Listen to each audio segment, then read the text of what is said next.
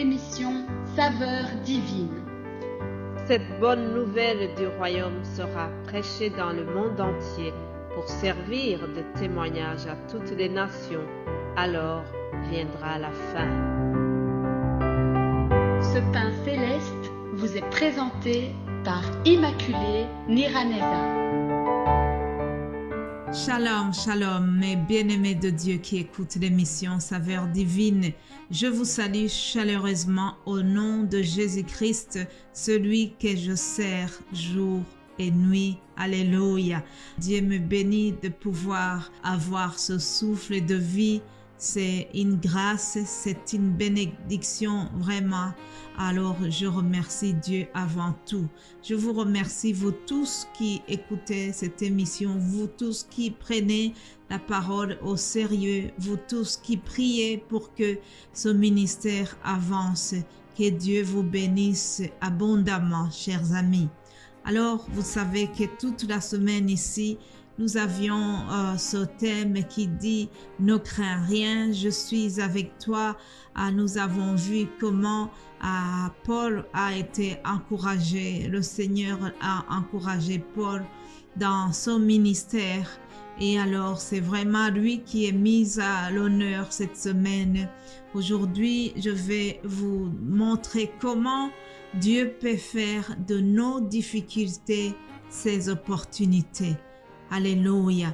Dieu fait de nos épreuves ou de nos difficultés une opportunité pour démontrer sa puissance, pour démontrer sa gloire. Alléluia. Nous allons encore une fois voir l'histoire, l'aventure de l'apôtre Paul. Hier, je vous ai lu une partie du chapitre 28, lorsque donc Paul était sur l'île de Malte, l'épisode d'un serpent que Paul a tenu dans ses mains et tout le monde s'attendait à ce qu'il soit mordu.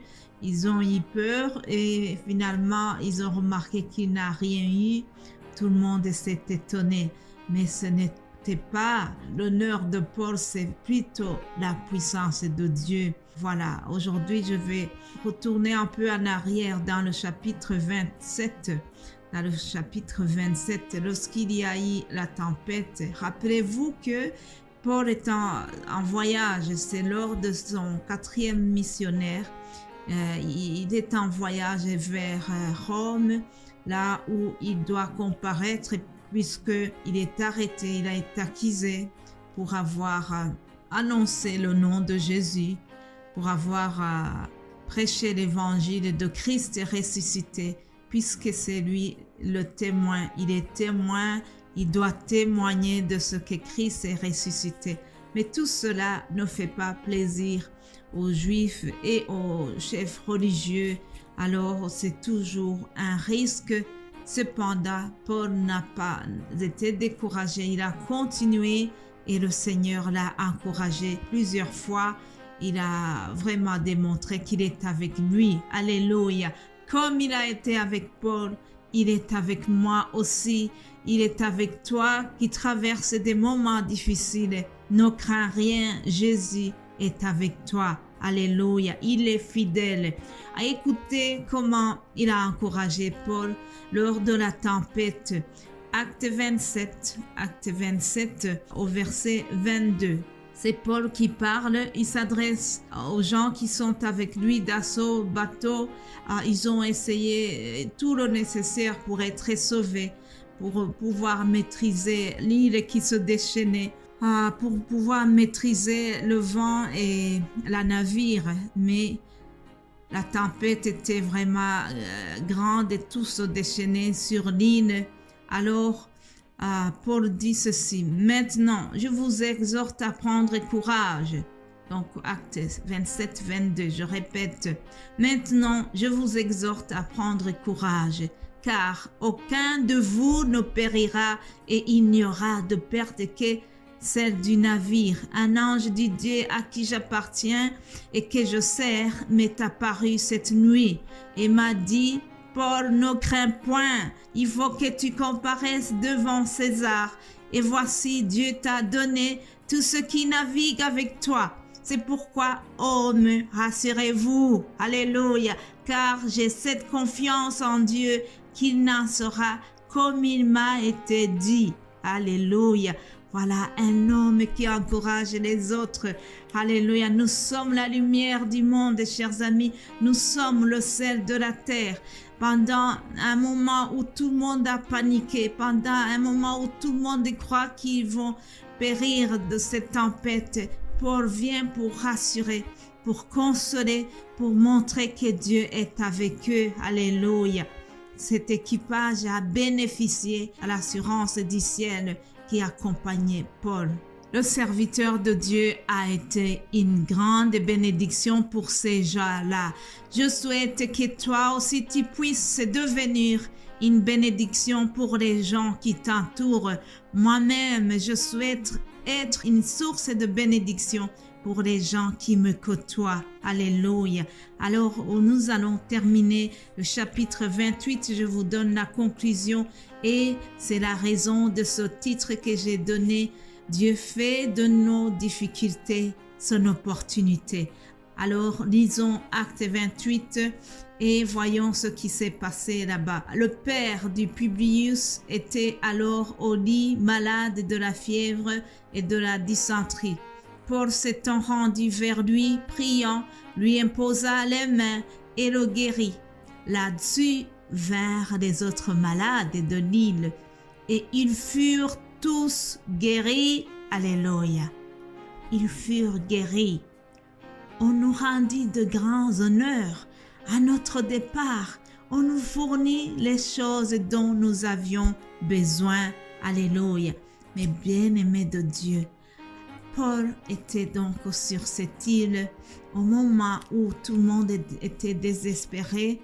Alors, il y avait un homme malade. On nous dit que c'est le père de Publius et cet homme était très malade. Il avait de la fièvre, la dysenterie.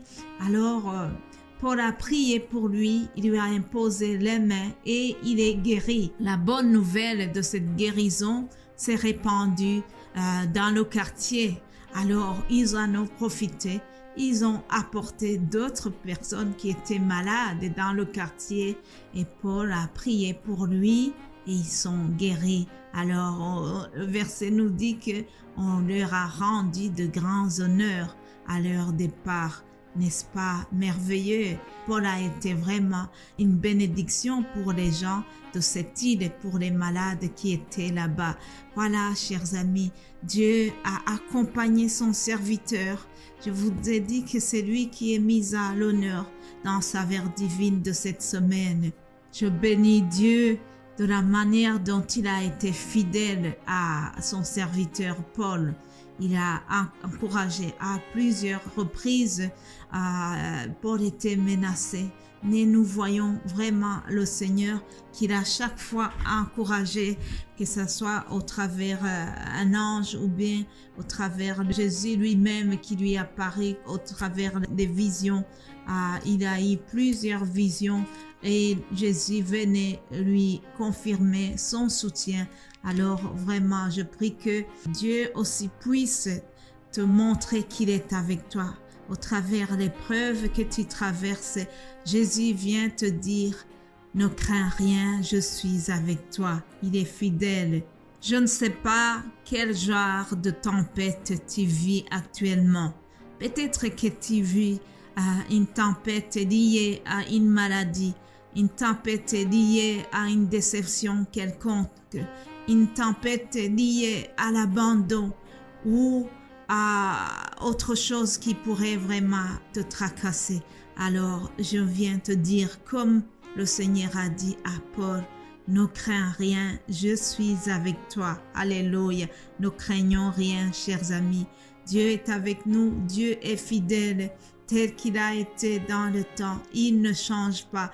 Il a un seul désir, c'est celui de nous faire du bien. Faisons-lui confiance. Il est fidèle, il ne nous abandonnera pas. Voilà ce qui termine cette semaine. Alors retenez que Dieu fait de nos difficultés, Dieu peut faire de nos épreuves une opportunité pour faire quelque chose de bien, pour manifester sa puissance, comme il l'a fait sur cette île de Malte, où les malades ont été guéris. Alléluia, alléluia. Je prie que le Seigneur continue à vous faire du bien. Soyez abondamment bénis au nom de Jésus-Christ. Je vous souhaite de passer un bon week-end et nous allons nous retrouver lundi par la grâce de notre Seigneur. Soyez bénis, bénis encore une fois. Amen, amen.